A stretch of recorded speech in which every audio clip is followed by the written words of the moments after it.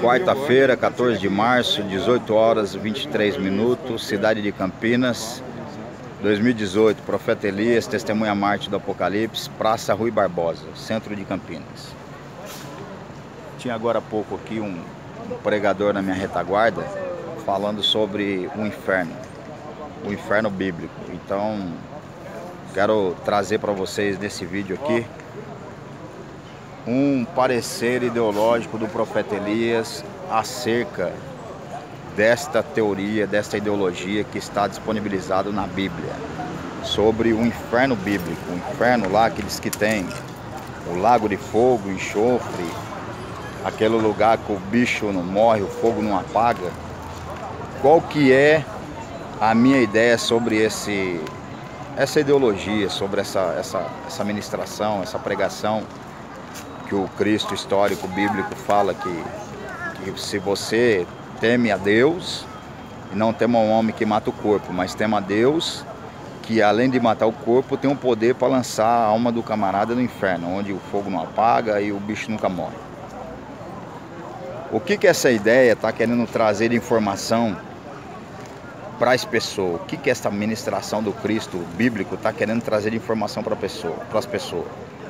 Primeiro, eu vou fazer um apanhado de comentários, documentário, filosofias e ideologia que foram disponibilizados aí pela rede social, pela rede de internet, que está disponibilizado. Você pode procurar essas documentação que você vai encontrar pelas redes de internet, pela rede social, por as redes que estão disponibilizadas aí na rede mundial de internet.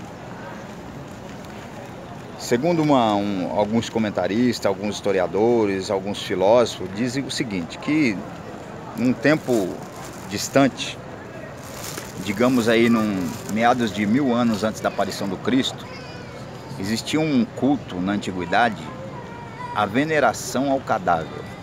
Então essa ideia dizia o seguinte, esse culto, esse rito pagão, dizia o seguinte, que o corpo deve ser venerado. Então, conforme morriam as pessoas dentro das civilizações antigas, das aldeias, das cidades-estados antigas, então se venerava o cadáver por longos dias, longa data.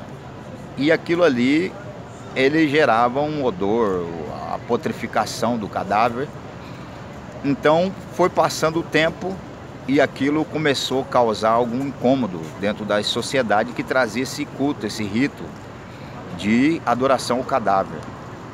Por quê? Enquanto se adorava um cadáver em cima de uma pedra, até hoje, atualmente ainda existe esse rito lá, não lembro lá o país lá, um país aí onde é muito gelado, existe ainda esse rito de adoração.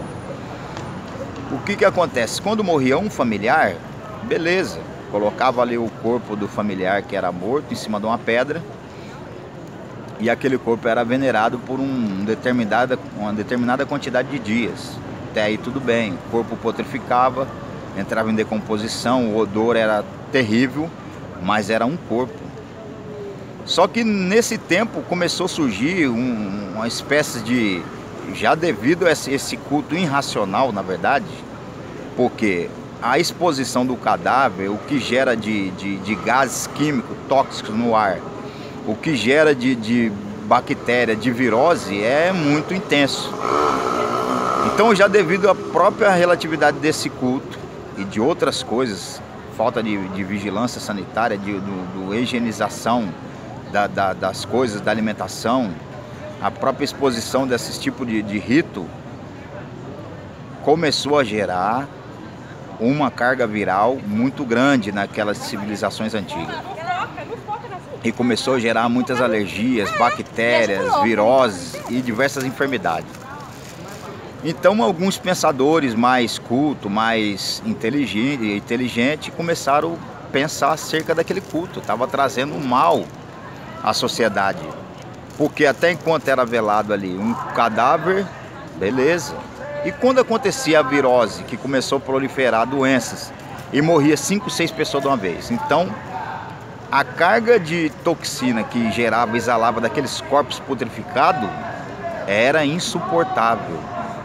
E começou a se tornar inviável aquele tipo de rito, aquele tipo de culto pagão.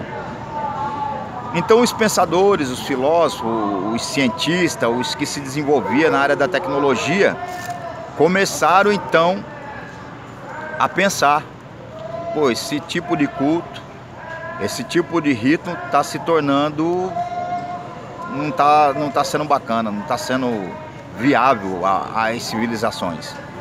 Estes corpos em putrificação está gerando viroses, bactérias, doenças. Então, ou o Deus que nós apresentamos o cadáver não está sendo suficiente, ou então o rito que nós estamos servindo não está sendo adequado. Então se pensou em uma outra forma de reverenciar o cadáver. Então, pensando, trabalhando ali a forma da inteligência, eles resolveram começar a queimar o corpo. E hoje, atualmente, ainda existe esse rito em alguns locais do mundo. O cadáver é exposto em cima de uma pedra, se acende ali ao em volta ali uma pira de fogo e vai colocando as madeiras, os galhos ali em cima do galho seco para poder queimar aquele corpo. Então ficou mais viável essa forma de rito concernente ao cadáver, porque aí não havia putrificação, não havia aquele odor que exalava dos cadáveres. Então se gerou uma forma de queimar os corpos para evitar a contaminação. E uma vez que isso aí foi seguido adiante, nós estamos falando uma data de 1000 a.C. Depois lá para meados de 500 a.C. que começa a se formar as polis, as cidades-estado lá da antiga Grécia. Então começou a se organizar os estados, as civilizações, as cidades, a própria política, a própria ciência começou a se aprimorar, começou a se criar os laboratórios, os lugares de experimento científico, começou a se pensar filosoficamente. Então começou a evoluir ali o conceito científico das coisas e das causas.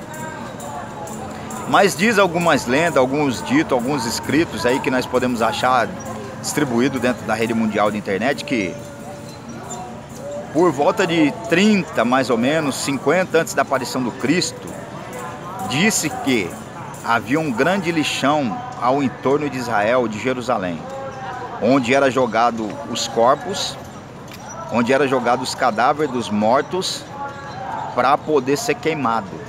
Então era chamado lixão, era chamado, segundo alguns historiadores, alguns escritores, do Gena, aonde era colocado fogo, usava-se também enxofre para apaziguar a queima, os gases que exalavam dos corpos ali que eram colocados para ser queimado. Só que o que ocorria? O corpo era queimado, mas havia corpos que eram levados lá para ser jogados lá no fogo, no incêndio, que já estavam entrando em estado de decomposição, de putrificação. Então havia micróbios, bichos, bactérias que estavam ali ao entorno daqueles corpos, daqueles cadáveres. Então o que se criou de ideia naquele tempo? O local de queima do cadáver, o lixão, é o local que o fogo nunca apaga, porque não pode apagar o incêndio, senão fede. E também é o local que o bicho nunca morre, porque quando um corpo estava sendo queimado, já outro corpo era lançado com bicho lá dentro. Então o bicho nunca morria, porque estava chegando sempre corpos putrificados, corpos de pessoas que iam morrendo, e o fogo nunca apagava. Então, segundo alguns historiadores, alguns escritores, algumas informações que nos deixam escapar aí pelos escritos, disse que o Cristo, quando relatou no seu texto ali, literário, que o inferno é o local que o fogo nunca apaga e que o bicho nunca morre, ele estava se referindo ao lixão, ao Gena, que era ali aquele lixão de queima dos cadáveres. E passado um tempo, então, disse que já mesmo nessa dispensação da aparição do Cristo, um pouco anterior à aparição dele, começou também a se sepultar os corpos. Então o local onde havia o fogo era chamado de Gena, o local que o fogo não apaga e o bicho não morre. E a outra espécie de sepultamento, de dar o fim no cadáver, era chamado de sepultura, onde se abria um buraco, enterrava o defunto e colocava a terra em cima. Então era chamado de Hades. Então, pegando essas duas ideologias, essas duas teorias, essas duas ideias, E esses dois atos que havia na cultura daquele tempo, disse que quando Cristo se referiu ao Hades, inferno, era a sepultura, o local do fim de tudo. E o Gênesis, o local do fogo, que o fogo nunca pode apagar e o bicho nunca morre, estava se referindo ao lixão que havia ao entorno de Jerusalém. Então, quando Cristo retrata o inferno, um local de morte, um local que o fogo nunca apaga e o bicho nunca morre, ele está se referindo ao fato cultural, ao fato histórico de sepultamento que havia sido impetrado naquela cultura, naquele tempo. Então nós não podemos hoje pegar esse texto literário e afirmar que existe um inferno mítico, aonde a pessoa após a sua morte vai queimar eternamente no inferno. Não, isso é uma forma alegórica de uma apresentação do fim do cadáver, do corpo, não da alma. Então essa ênfase que tem sido utilizada para enganar as pessoas, para amedrontar os religiosos, de que depois que ele morreu, a alma dele vai queimar no inferno, isso é uma falácia. Isso é uma fábula diabólica, uma fábula profana, uma coisa que não tem fundamento nenhum dentro desses textos de esclarecimento que eu acabei de trazer para vocês. E vocês podem consultar as literaturas, as informações, estão aí disponibilizadas, pulverizadas pela rede mundial de internet. Você vai ver que hoje os pregadores, os religiosos, as religiões têm criado uma grande mentira, um grande engano, trazendo essa história aí que a pessoa quando morre vai queimar no inferno a alma dela. Isso é uma mentira. Então esse é o conceito do profeta Elias acerca desse tal do inferno. O inferno é o Hades, a sepultura.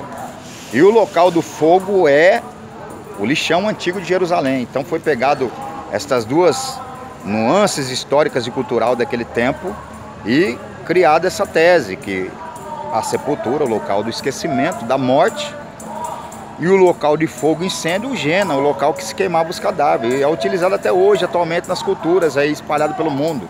As tribos dos nômades que existem por aí, até hoje ainda utiliza desse rito de cultura para reverenciar o cadáver. Então, pelo amor de Deus, vamos parar com essa enganação, com essa falácia, com essa fábula, porque nós estamos no século XX e chegamos o tempo da restauração dos mundos, então tem que cair essas mentiradas, essas mitificação ideológica tem que cair. Então, por favor, divulgue essa informação, faça pesquisa acerca do assunto. Eu vou disponibilizar esse vídeo no YouTube, você pode entrar lá depois e comentar o vídeo. Se tiver informação que pode agregar a este vídeo, você pode deixar para mim disponibilizado. Eu vou aceitar, vou estudar algumas informações que você pode me disponibilizar para que a gente acabe de fato e de vez com essas mitologias que são fábulas, falácias, que não levam o ser humano religioso a lugar nenhum. Uma espécie de mentira que foi trazida desde a antiguidade, uma espécie de enganação, para poder gerar medo, pânico, caos e uma coisa que não é produtiva. Então fica aí essa tese aí para vocês. Depois eu quero falar também sobre que o céu bíblico lá, mítico, aonde as pessoas regeneradas vão morar, isso aí também é uma falácia, é uma fábula. Não existe. A habitação de regenerados, de santos, o mundo vindouro se dará na terra. Ninguém vai para uma outra dimensão chamada celestial, para cima. Mas essa dimensão, chamada quinta dimensão, ela descerá na consciência coletiva dos regenerados, que vão se regenerar através da observação da lei divina aqui na terra. Ah, mas aí vai haver uma vida eterna. Como que você explica isso? A vida eterna vai se dar através da obediência à lei divina. Vai gerar o prolongamento de vida, vai gerar uma qualidade de vida que vai te dar aí 1000 anos de vida e assim sucessivamente. Mas para que você entenda que ninguém vai ir para o espaço lá onde existe, miticamente falando, um tal de céu, não existe, irmãos. Pelo amor de Deus, vamos dar fim nessa falácia, nessa fábula. O lugar de habitação para os seres criados pelo Eterno é a terra, não é o céu. O céu é uma forma de consciência elevada, uma forma de consciência divina que se dá na terra após a regeneração e a observação da lei divina. Então, quando nós, na restauração dos mundos, agora que vai se dar por esses dias, que nós estamos adentrando, a observação da lei divina vai gerar uma consciência de quinta dimensão nos seres regenerados, e então nós estaremos no céu simbólico, mítico, ou seja, numa dimensão elevada, numa consciência de uma alma divina, não de uma alma animal, onde há essa profanação, o pecado, essas mazelas que existem atualmente.